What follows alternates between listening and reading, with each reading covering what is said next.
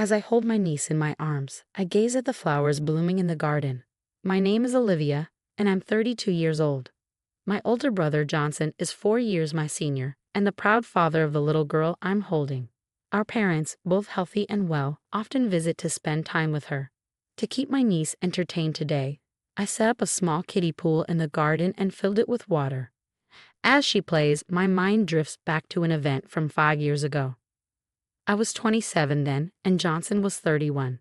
One day, he brought a woman home to meet the family. He had met her through a friend of a colleague and was eager for us to get to know her because he wanted to marry her. Her name was Emma, and she was the same age as Johnson. I remember her arriving in a crisp white suit, immaculate despite the risks of stains. She had a reserved demeanor, answering questions only when asked, likely out of nervousness. Their conversation was polite but bland, touching on topics like cold hometowns and tasty fish. Curious, I asked Emma what she liked about Johnson. Her response struck me as odd. He's someone I can introduce to anyone without embarrassment. It wasn't a comment about his personality or any intrinsic quality, just something superficial.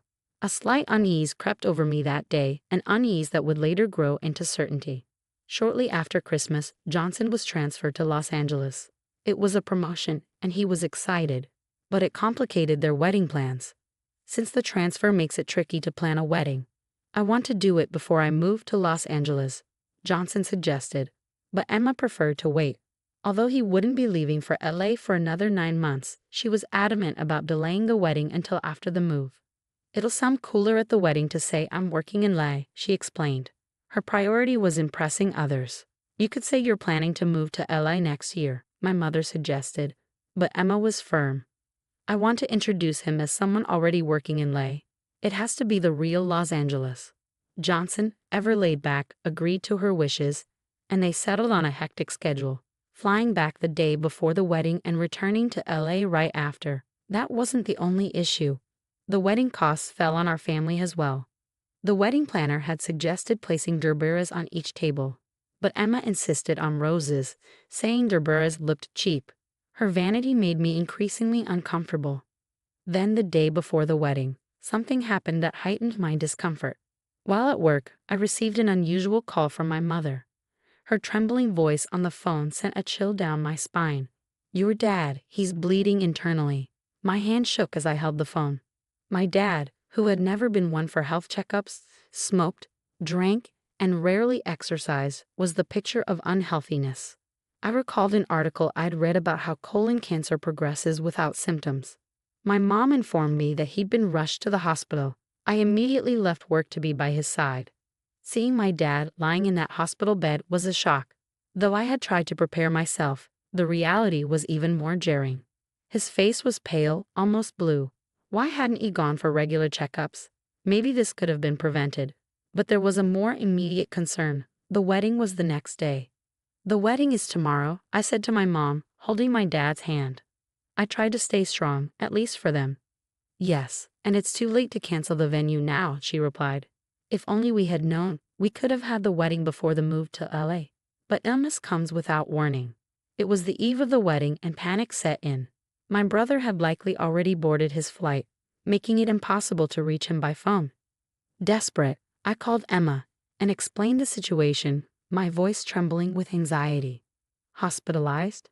Emma's tone shifted immediately. "Yes, so we're all a bit unsettled," I replied, trying to convey the gravity of the situation. But her response was shocking. "Well, it's good he didn't collapse on the day. He can still make it to the wedding, right?" For a moment, I couldn't believe what I was hearing. How could she be so dismissive? I thought I might not have explained things clearly, so I tried again. "My father was rushed to the hospital today. Right now, he's—" Before I could finish, Emma cut me off sharply. "What are you talking about? It's my big day. He has to be there even if he's dying. Your father will attend, and you and your mother too, of course. You're on reception duty, so come early. Attend." How could she expect us to attend under these circumstances? I stood there stunned as she continued. "We've invited 200 people, you know. It would look terrible if the groom's parents didn't show up. People might think we're on bad terms. Am I supposed to explain this to every guest? The bride is the heroine of the wedding. I can't have people misunderstanding. Please don't embarrass me. Sickness is all in the mind, right? Tell your father to buck up and be there tomorrow.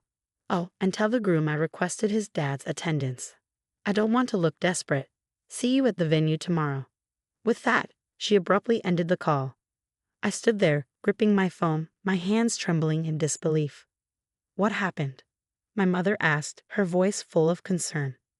"That woman," I struggled to find the words as I recounted the unbelievable conversation I'd just had with Emma. My mother was speechless. "That's just—" "I know," I said, barely able to articulate my thoughts.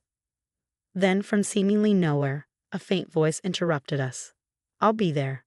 We turned to see my father, weak but determined, squeezing my mother's hand. "I'll go for my son's big day, even if I have to crawl." Tears welled up in my eyes, moved by his fatherly compassion, but his next words were more resolute. "I had my suspicions, but now I'm certain. It's good that I realize this now. We can't let him marry such an uncaring woman. It's my duty to protect my son." At first, I thought my father's words were a result of delirium. But as I listened more closely, I realized he was right. Emma's vanity had pushed me to my limit as well. We quickly devised a plan to save Johnson from Emma's clutches, pretending to comply with her wishes while secretly plotting her comeuppance. On the day of the wedding, I arrived early to handle the reception. As guests began to arrive, Emma made her entrance in her wedding gown. I couldn't help but compare it to her usual white suits, which made her dress seem less striking. I had no intention of complimenting her. Ignoring my clear hostility, she asked, "Your father is coming, right?" The nerve of her. "He'll be there," I replied, unable to hide my anger. "You said he should come even if it kills him. He'll crawl if he has to." "Really?" "Well, as long as it's not embarrassing," she replied nonchalantly before walking away. I felt a burning desire for retribution.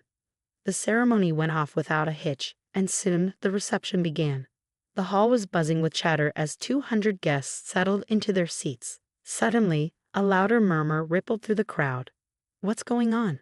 I thought. But I already knew. There he was, my father in pajamas, seated in a wheelchair, covered with a blanket, and wearing an oxygen mask. My mother pushed him slowly into the venue.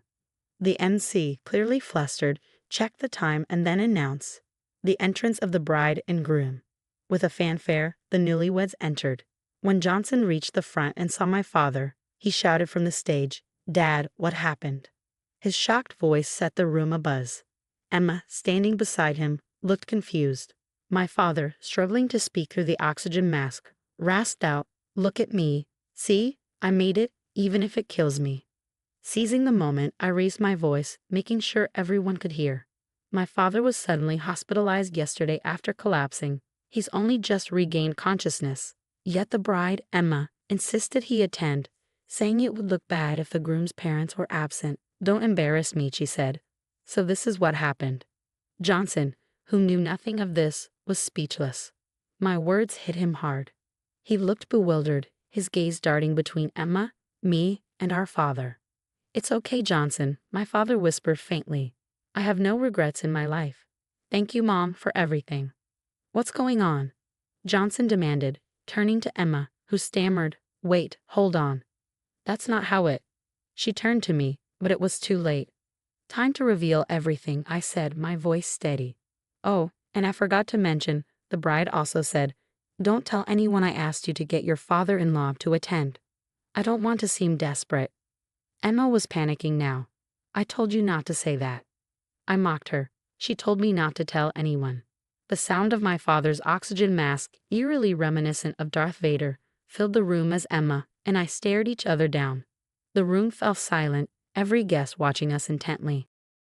"Johnson," I continued, "Dad had massive internal bleeding yesterday and was rushed to the hospital. The bathroom was reportedly covered in blood.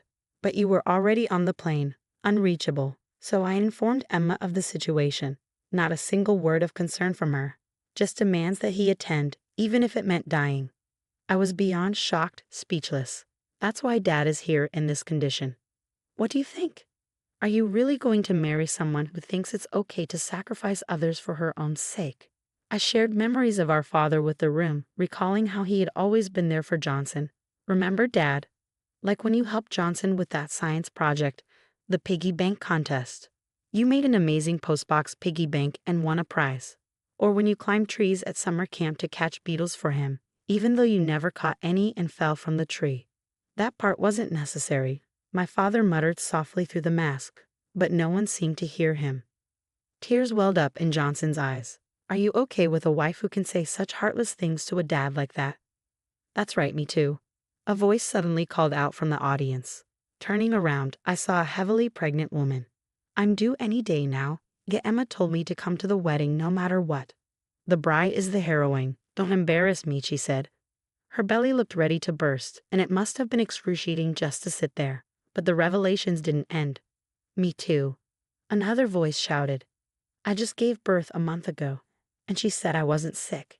The situation spiraled out of control. Then came the clincher.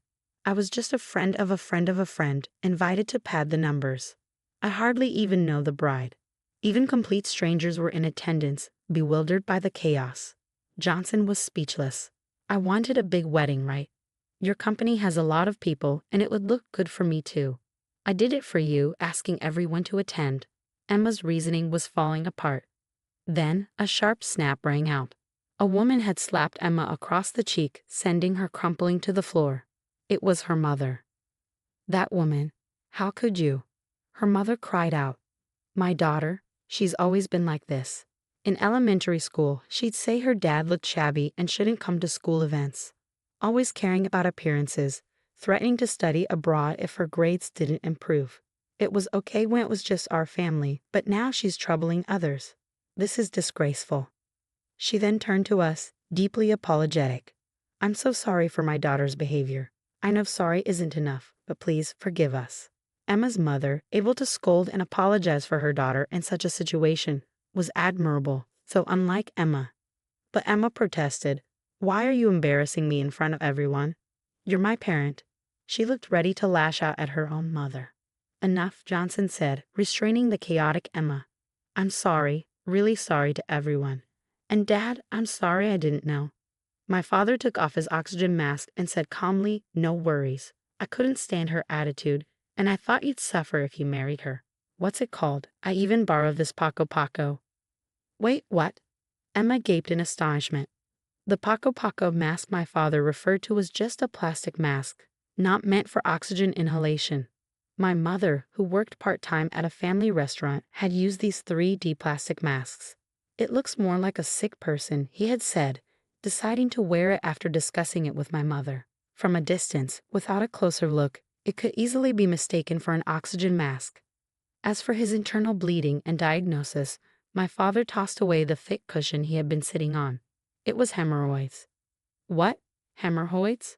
The bride, groom, and the entire hall erupted in astonishment. Ouch, ouch, ouch. My father yelped as he tried to sit back in the wheelchair without the cushion, clearly still in pain. Come on, Dad, you can't sit without a cushion. You just had surgery, my mother scolded, picking up the cushion he had thrown. Then she turned to Emma's mother, who looked dejected. Please raise your head, she said.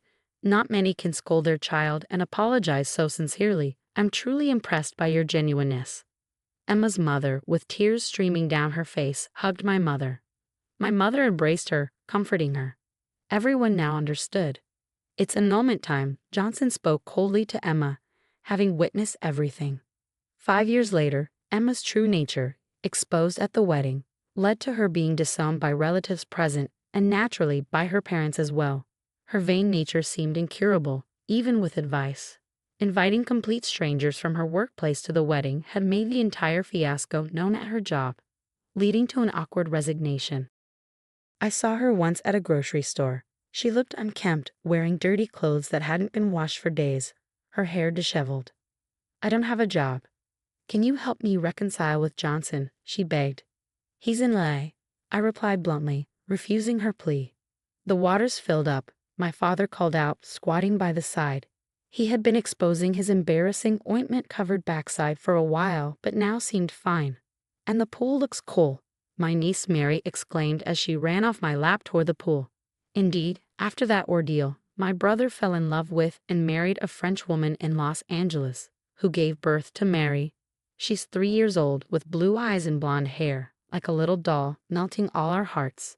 Mary joyfully splashed in the pool, light glinting off the water. Take care, a clear voice called out as my sister-in-law, Sophia, appeared holding flip-flops. Sorry for the mischief, she said cutely. I love how she tries to learn the language for us. There's a festival today. Let's go together tonight, I suggested. A festival? Yay. Sophia beamed, just like Mary.